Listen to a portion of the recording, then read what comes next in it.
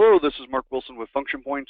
Thank you for joining into our webinar today. Although I'm going to be honest and let you know that it's actually not a webinar. We did conduct the webinar this last Wednesday, but we had a bit of a recording issue.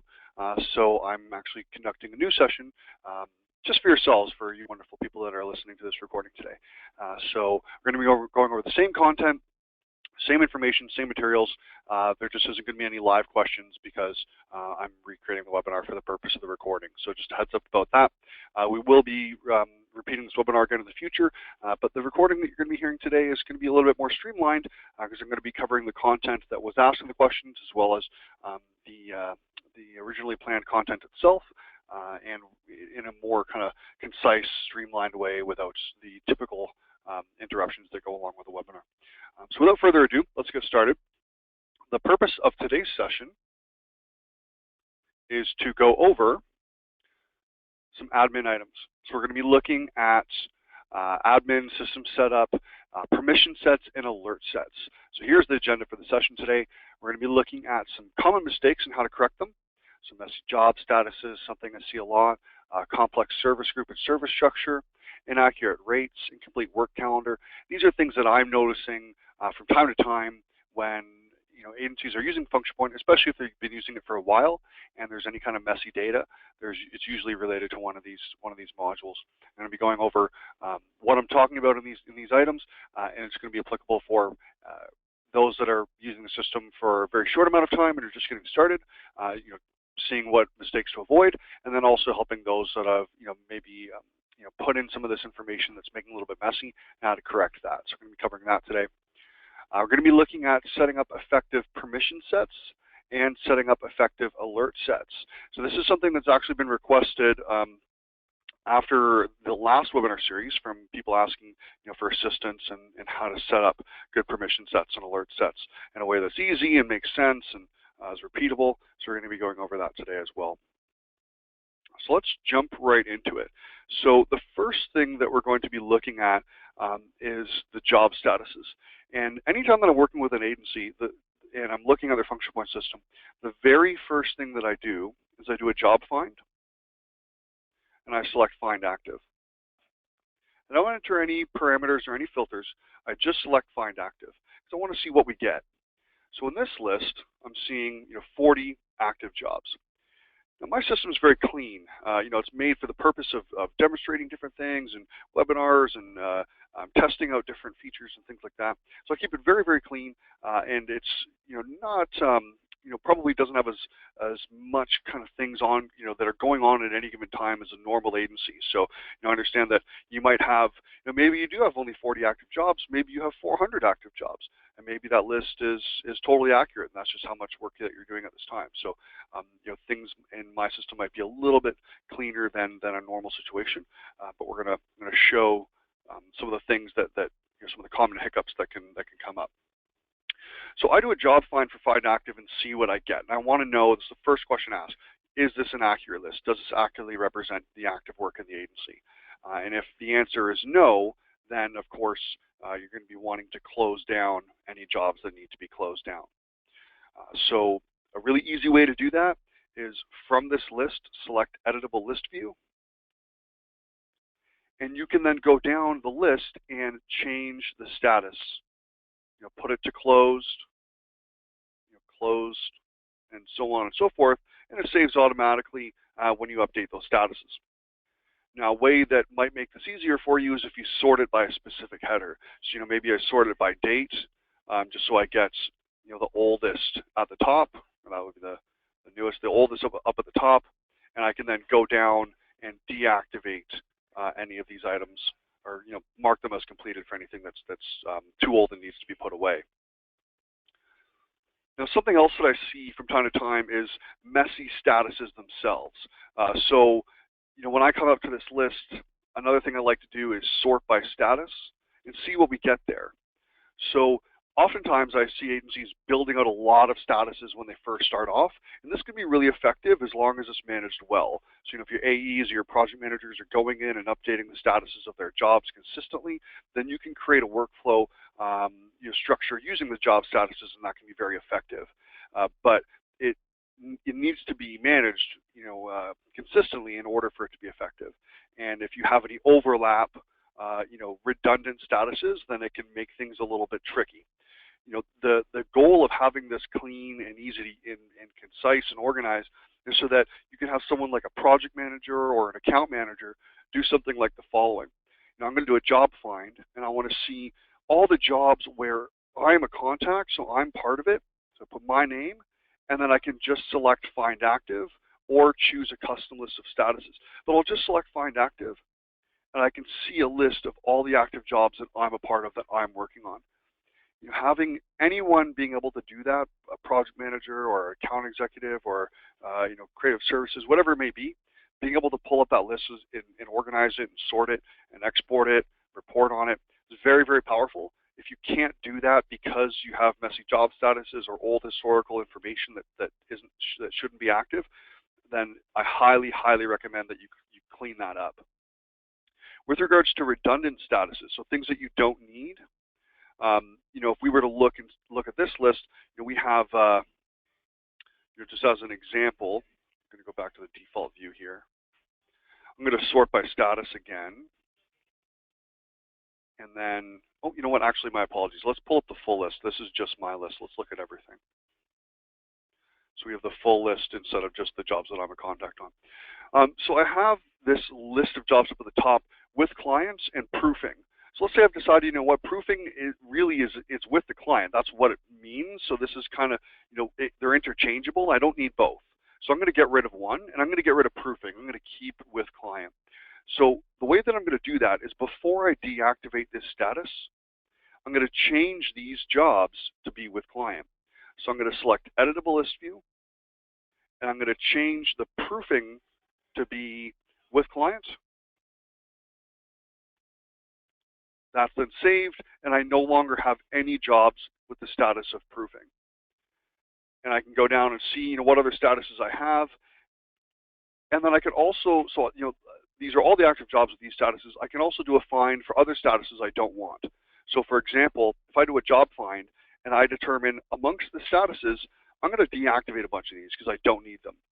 So I'm going to get rid of, proofing, and I'm going to get rid of maybe completed, because I'm just going to use closed instead of completed. These are kind of redundant as well. I just need one. So I'm going to get rid of completed. I'm going to get rid of proofing.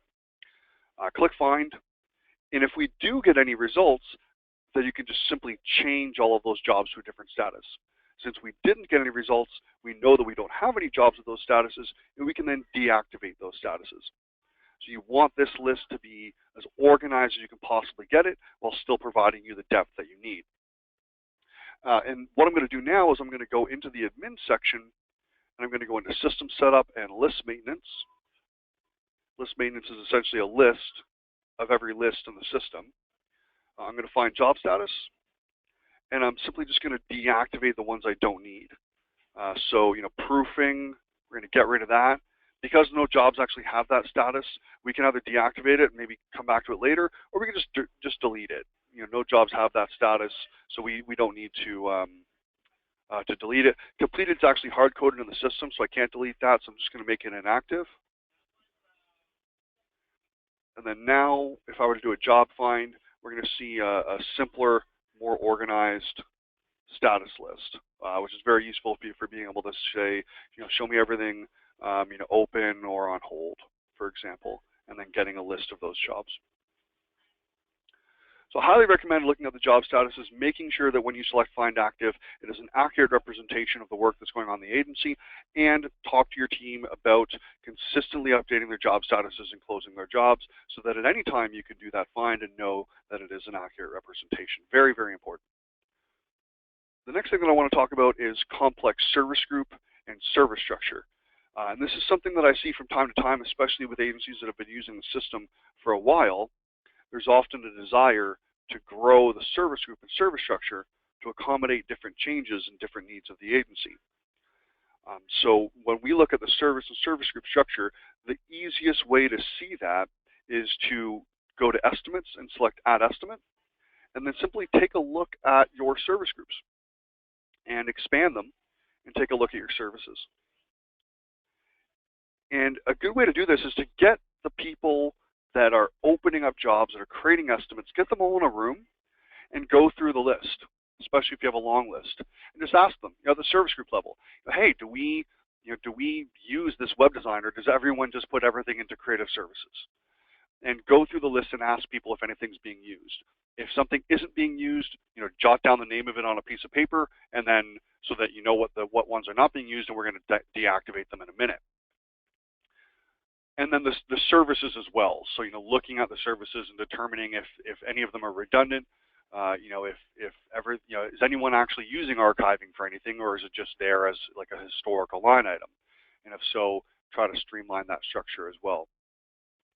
I oftentimes see a lot of information here that isn't necessary, where changes have been made, but the old stuff hasn't been deactivated.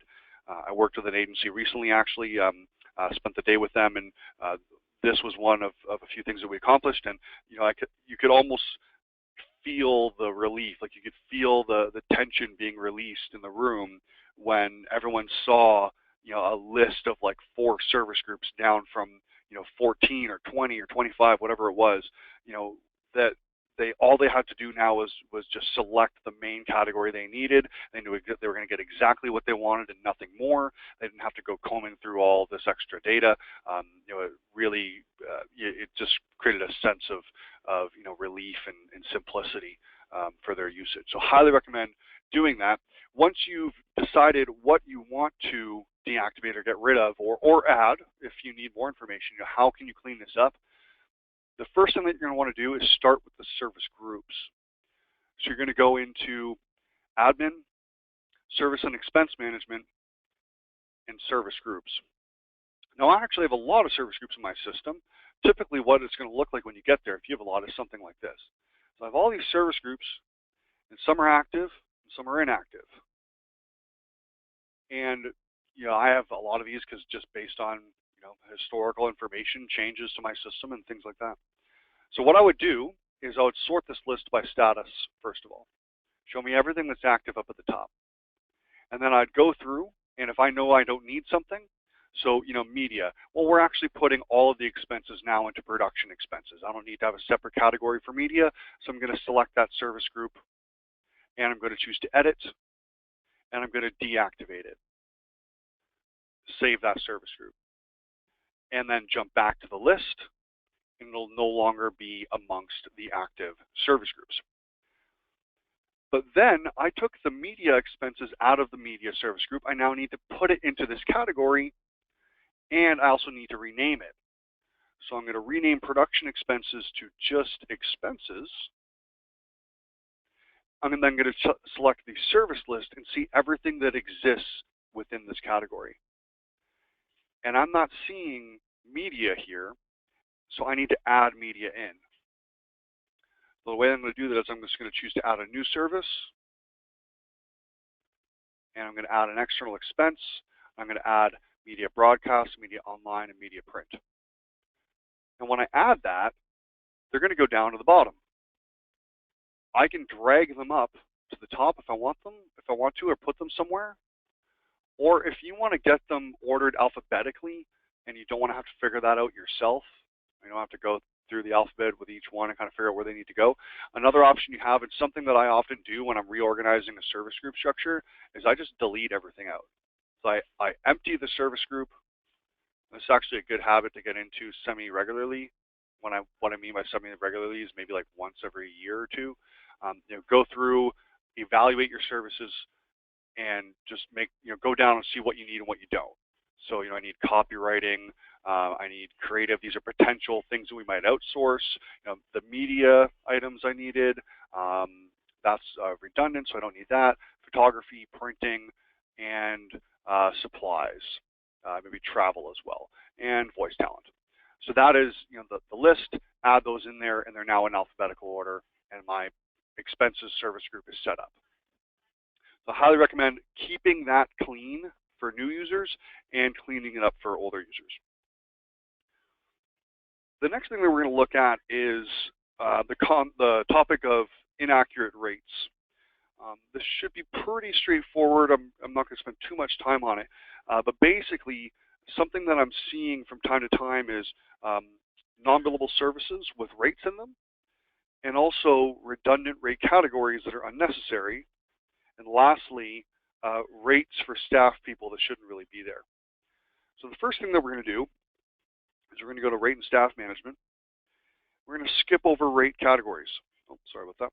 We're going to skip over rate categories, and we're going to jump into service rates and markups. And the reason being is that when we go to service rates and markups, I can see what my categories are. So I can see what they are. I can see what their rates are for each of my services. Now, something that I see all the time, well, every once in a while anyways, not all the time, but I see quite a bit, too often, is a massive amount of rate categories and a lot of overlap. So just the other day I was working with an agency, I looked at their rate structure and the page was actually slow because they had like 40 rate categories, because every single time that they gained a new client, they put in a new rate category for them because they wanted that client to have their own rate category. But I looked at them, and of like the 40 rate categories they had, maybe only like 10 of them were all the same, 125 bucks an hour. Another 10 of them were 150. Another 10 of them were 150. So there was overlap, and there was no need for it. You could have just had one rate category and called it 150 bucks. So you don't want to have a lot of rate categories here. You want to have as little as you can possibly get away with, while still providing yourself with the depth that you need. Next, you want to make sure that any non-billable services, well, here we are, Aaron estimating, non-billable, sick, things like that. Any non-billable services have zeros for all categories where they should be zero. This last one's 30 bucks because it is a cost rate. And even if a staff person puts, time against non-billable, it still costs us 30 bucks. So that's not used as a billing rate, it's used as a cost rate, a blended cost rate. Not going to get into that too much, but we do have old webinars on that topic. But again, non-billable services must have a zero value rate. Now, the next thing that I recommend that you do, especially for anyone that's been using the system for more than a year or two, is to look at your staff rates page, even if you don't have rates by staff person.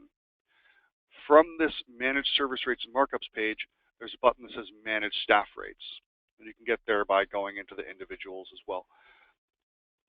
This, and I want to stress something here, because this is something that a lot of times people don't realize. This is the only page that the system looks at when someone puts in a timesheet. So here's what I mean by that. Notice that we have the rate category, we have the service, and we have the rate. The rate in brackets is the rate that we were just looking at. So that page, that Managed Service Rates and Markups page, this is the rate that we're seeing there. All this page is showing us is that if an individual, so Alon here, has a different rate, we'll see that here. So we'll see that Alon, for example, if he tracks to POS Stand Design, the value of his time is 125 instead of the standard rate of 100. The discount rate, however, if Alon tracks time to this, the system looks to this field. It's the only place the system looks for a timesheet value. When it finds nothing, it uses the service rate. So if your company does not have different rates for different staff people, then every single person should look like this. Blank, blank, blank, blank. So sometimes I'll see people will come in here and kind of mess around a little bit or fill in some values. And if you don't have different rates for different staff people, every staff person should be blank across every service so that the system uses the service rate. So I highly recommend you take a look at that and make sure that that's what you're finding. Furthermore, if you do have people with different rates, so Darren here, for example, he bills a 125 for these different values. You want to go down and make sure that any non-billable services, Aaron and estimating and other things like that, notice how there's a value here of 125. That needs to be taken out. See the value here of 0? That's a non-billable service, and he has a billing rate in there. That's wrong. So we need to take that out. And in fact, blanks are usually better than zeros. Not that that really matters in this particular case. But go through, make all of those blank, and save it. I made that one inaccurate on purpose so I could show it. If we look at, say, Alon here, If we scroll down, we're going to find he's blank for all of the non-billable services, or 0 in some cases, both essentially the same thing. So, if you do have different rates for different staff people, make sure that the non-billable items are 0 or blank, and if you don't, make sure that every single field here is empty. The last topic on this common mistakes item before we look at permissions and alerts is the work calendar. So really, really simple stuff. If you look at your resource link, so if you hover over tasks and select resource link, you're going to see an overview of your staff availability. And that availability is based on the work calendar. How much time do they have to work in a day? If you see something that looks like this, that's letting us know that Chris Wilson here, his work calendar is not filled out. Jane's work calendar is, she's 8 hours a day, Monday through Friday, but Chris is blank. So the way to fix that is to go into Admin, System Setup, and the Work Calendar. Now this is where we can see the schedule for the company essentially. So the office working hours, Monday through Friday, 8 hours a day. And then we can go into the individual staff hours and see everyone's individual hours.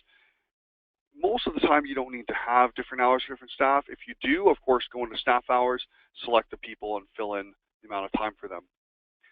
If you just want everyone working Monday through Friday, 8 hours a day, just enter that into the office hours, select carry hours to all office staff. It overrides all the hours for everyone, the same amount of time. And now when we look at the resource link, notice that Chris has some time in his schedule to do some work. Really, really thing to update, or really easy thing to update, I should say. Okay. All right, so the next thing we're going to look at is permission sets. So you really, really want to manage permissions in sets. You don't want to do it individually. You can. I'd recommend against it, though. So you can go into staff-specific permissions and do them one by one, or you can go into permission sets. And permission sets is a much better way to do it. So when we look at permission sets, if you are, if you're wanting to create a new set, and that's really what we're going to cover today, you might want to, if you're just creating a new one and your other sets are fine, okay, then that's fine. If you have a bunch of permission problems, you may even want to just delete everything you have out of there and start from scratch. It's actually not that hard. It's essentially what I'm going to be doing today. So that's one option, but I'm going to show you some of the main things that you want to look out for and some of the things that you want to include. So when you're on this page, you're going to see some sets, and they're probably the defaults that came with the system, and they usually work pretty well. You can most likely just select them, but sometimes different agencies have different people doing different things, so it doesn't always apply to each agency using the system. But I have two sets here. I have full permissions, which is everything, so it's 100%, and I have that for my client services people and my project managers. The next thing that I'm going to look at is like a studio staff set. So let's say that I'm actually creating this from scratch, and I'm setting up everyone that isn't client services and isn't a project manager to have these permissions. When creating a new permission set, I recommend that you start from a standpoint of everything being selected. So, and I'm actually going to take everyone off this for a second here. But instead of starting with everything deselected and then selecting things one by one, I would recommend starting off with everything selected and then taking away permissions instead of adding them. The first thing that you're going to want to do is take away salary wage info. This is something that you really only want people that you would want seeing cost rates of individual staff people. That would allow people to determine wage information. So that's something you probably going to want to go ahead, just go right to the bottom, deselect salary wage info. Once you've done that, the next thing you'll want to do is look at the view module. This is like a master setting. Can they even view the module to begin with? For example, invoices. If I take away the ability for a person to see the invoice section of the system, then they can't add, they can't edit, they can't delete, they can't do anything because they can't even see the module to begin with. So the view module is like the master access to whether or not they can even see something to begin with. So we'd go down and determine, okay, well, I need our studio staff to be able to see the, well, not admin, they don't need to see that, but the briefs and the companies and the contacts and estimates, and they need to add expenses. They don't need to see the invoices, but job and tasks and timesheets and things like that. Maybe we'll take away their ability to see other staff people's timesheets. So you can go through this one and just take away the things that you want to be completely off of their system altogether. Once you've done that, what I recommend is that you go through each module and take away the ability to delete. If you really want, you can also take away the ability to do things like updates or add. I really find that is rarely an issue. We get more calls from agencies saying, hey, I really need Trevor to be able to add a new company, but he doesn't have the permission. I can't figure out how to give it to him. That's a call we get all the time.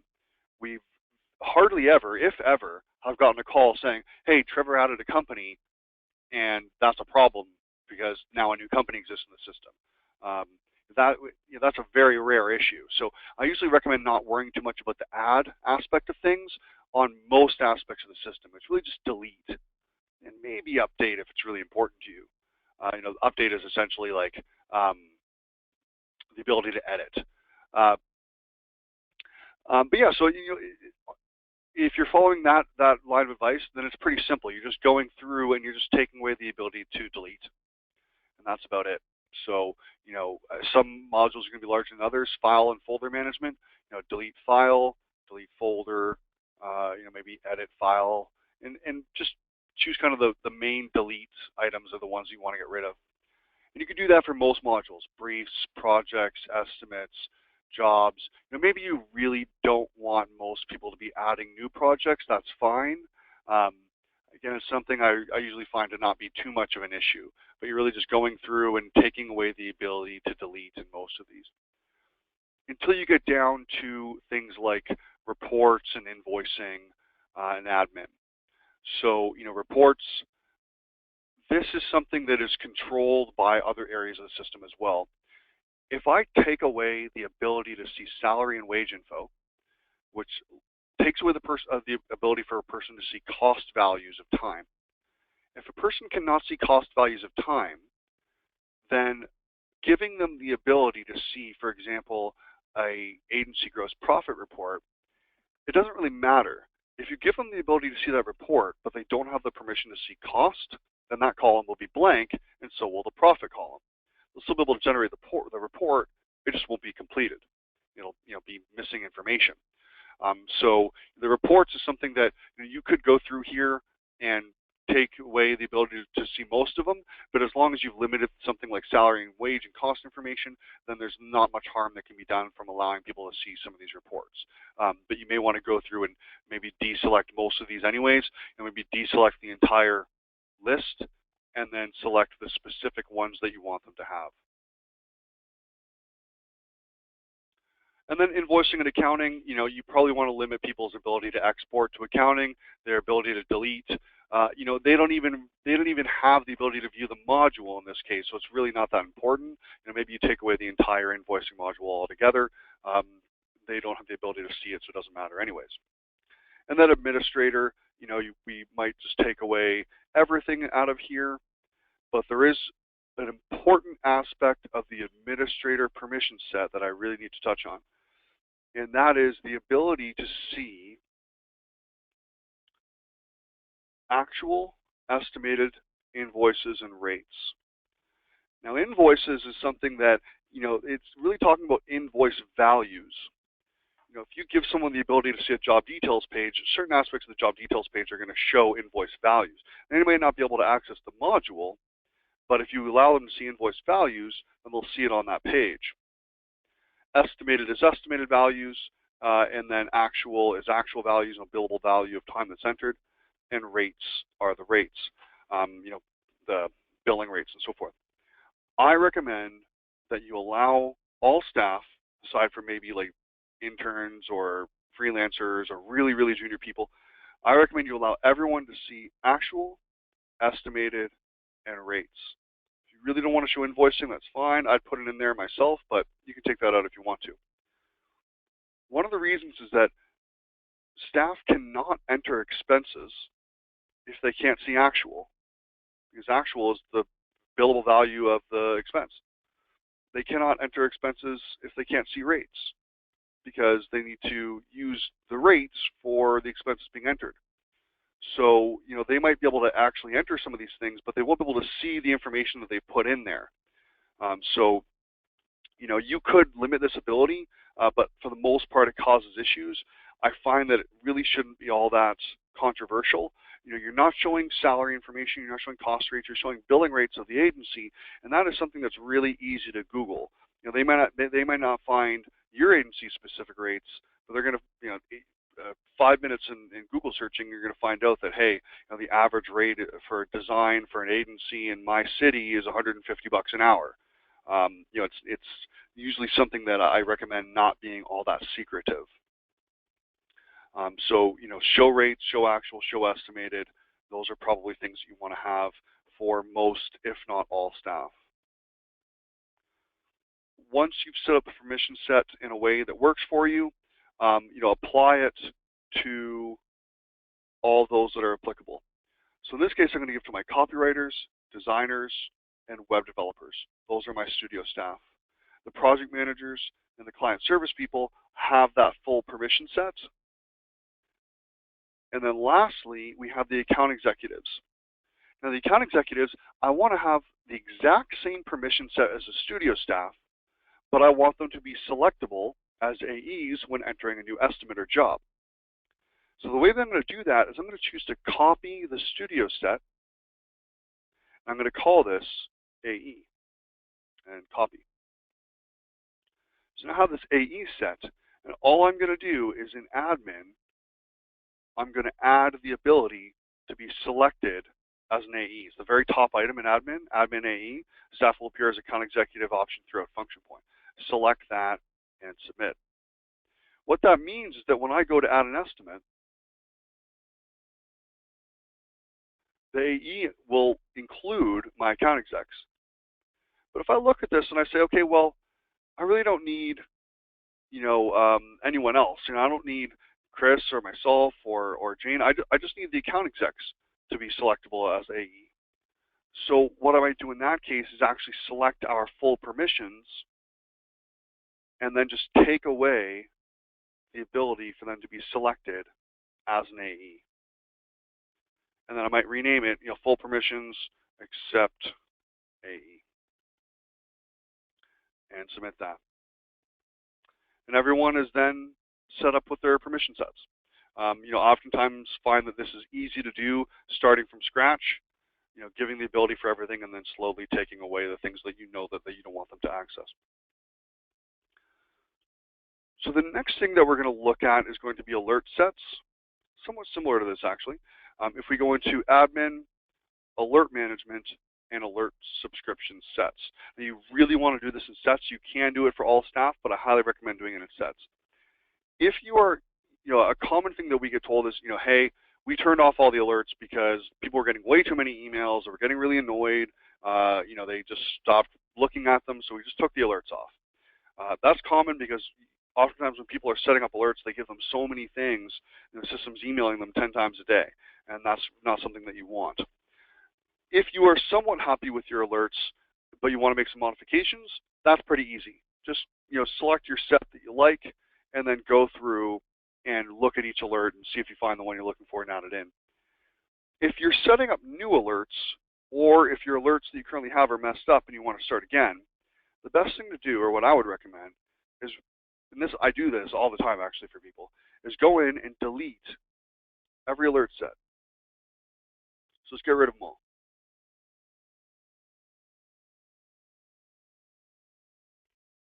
No more alert sets, they're all gone. The next thing we're going to do is we're, of course, going to create a new one. So we're going to create a new alert set. And what we're going to do is we're going to create the base level. And I'm going to show you the most common alerts that I set up for people. This is the base level, the most fundamental alerts you'd want the system to send to people. Once we've established that, we're going to grow upon that list. This is a really good way to go about this.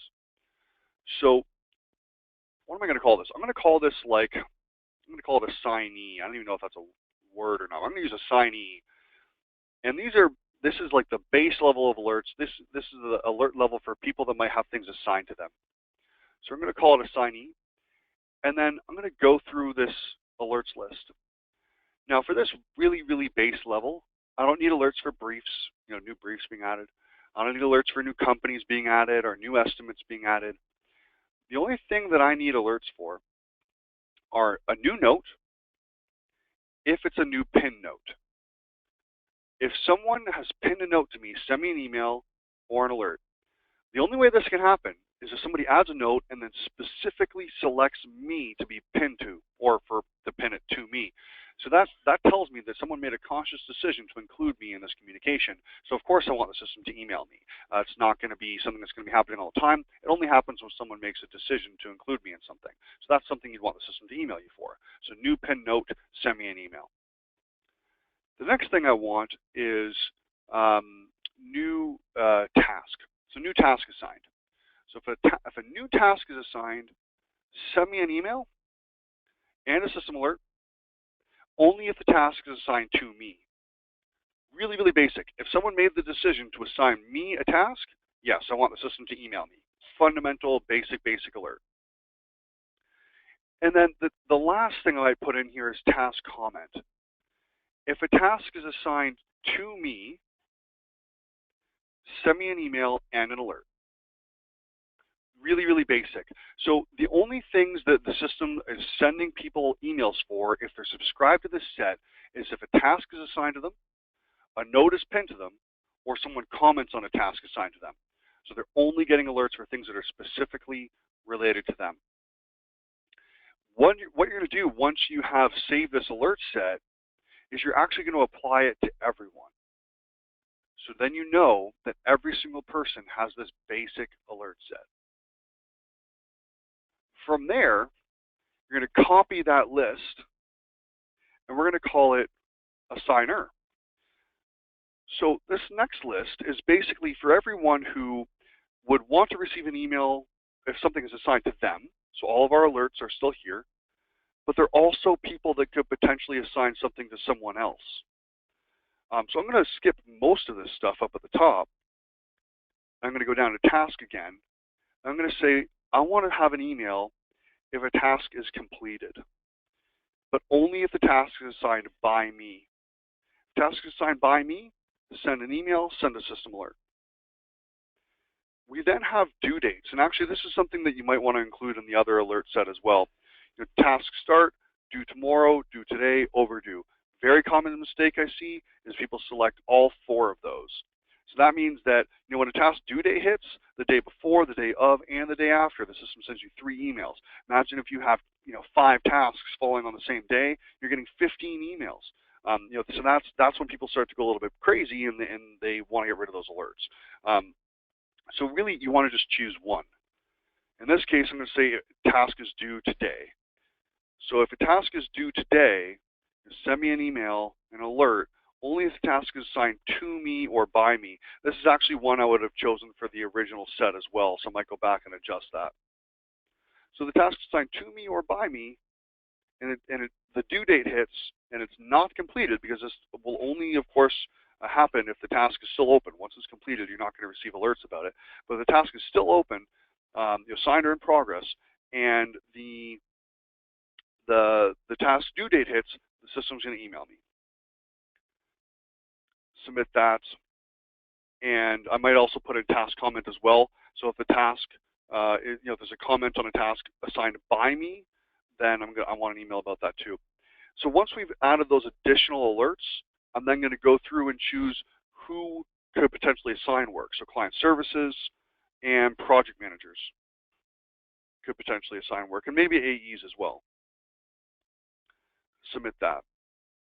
So we now have some people on level 1 alerts, some people on level 2, and then we can get into our specialized alerts. So what we've done is we've created the very, very most basic alerts we want, added a bit more to that to set 2, and now we're going to copy that set. And in this case, I'm going to call this like AE. And these alerts could be You might want to create an accountant alert, an AE alert set, things like that. These is when you're getting into those specialized circumstances. So let's say an AE, for example. Well, an AE would want to be alerted maybe if a new brief is entered. So if a new brief is entered and they are the AE on the brief, they want to receive an email about it. If an estimate is approved, send me an email only if I'm a contact. If an invoice is created, send me an email, but only if I'm the job AE. And now you can start to see how a person might be receiving a lot of emails. So you want to keep that in mind. But we're adding in those specialized alerts that are role specific. And we know that because we copied the previous sets, that all those note and task alerts, those basic fundamental alerts, are in this set. And then we apply it to the AEs, submit. We now have everyone in an alert set. So at the very least, they have the basic, or they have level 2, or they have one of the specialized sets that we created. So starting from scratch is a really easy way to do that. I'd recommend it if you need to. If you like your alerts and you just need to make some simple modifications, the easiest way is just to go through the list. There might be cases where you might not find something that you're looking for. We have a lot of requests right now for the ability to receive an alert when something hits a specified percentage of budget. It's something we're aware of. People have asked for that. Hopefully, maybe some point down the road we'll be able to accommodate something like that. But if you're wondering, hey, I wonder if there's an alert for a task hitting 80% of budget. You come in here, look in the task list, and you're going to find that in that case there isn't. They're all really kind of date specific, but you're going to find other things that are available, overdue and tasks being put into progress and things like that. And it's really easy to determine what alerts are possible just by going through the list and seeing what you find there. So that concludes this topic on the admin section, permissions and alerts. I apologize that we had to re-record this session. We had some recording issues in the last one. Hopefully we'll get that rectified for the next session. But that actually does bring me to my final topic of the day, and that is the next session that's happening. That is happening on the 9th of March, and it's going to be all about invoicing. Fixed price, time materials, retainers, and more, recurring billing of different varieties, hybrids of the three. And then I'm also going to talk a little bit about just kind of invoicing in general from an agency perspective. Things that I'm seeing in the industry right now, things to look out for, things that you can improve, some different, whether they be processes or I'm drawing a blank on a specific word I'm wanting to use here, but policies, there we go. Specific policies you might want to have for your invoicing routines. So I'm going to be talking a bit about some best practices for just general agency billing, as well as function point specific items. So we might go a little bit over time on that one. Have it scheduled for an hour. There is possible we could go for an hour and 15 minutes, but of course, all of the most important content will be covered in the originally scheduled time. So please check that out. You're going to find the registration link on the login page to Function Points. Right when you go to login, you're going to find that there. As always, follow us on Facebook, tweet us on Twitter, check out our Pinterest board, check us on LinkedIn, watch our YouTube videos, and do whatever this thing tells you to do, RSS feed or whatever. I can never know what this thing does. People think it's hilarious, so I still haven't learned it yet. But do whatever this thing is telling you to do as well. I appreciate all of your time. Thanks for watching the video, and I will see you all on March the 9th, same bat time, same bat channel. Going to be checking out all about invoicing. Thanks again. Have yourselves a great day. Bye now.